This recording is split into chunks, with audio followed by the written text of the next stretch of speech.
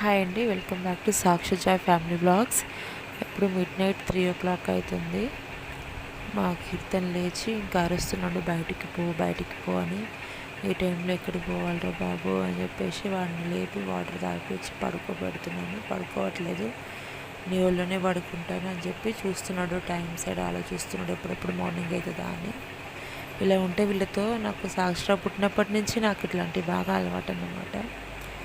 ఇట్లనే లేవడం అరవడం చేస్తూ ఉండేది సాక్షి కూడా. సేమ్ వీడు కూడా అట్లనే.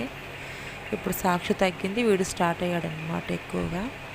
ఇలా ఉంటే ఎక్కడికన్నా పోయినప్పుడు వాళ్ళు భయపడతారు ఏమైందని. వాళ్ళకి అలవాటు, నాకు అలవాటే, మీరు పడుకోండి అని చెప్తాను.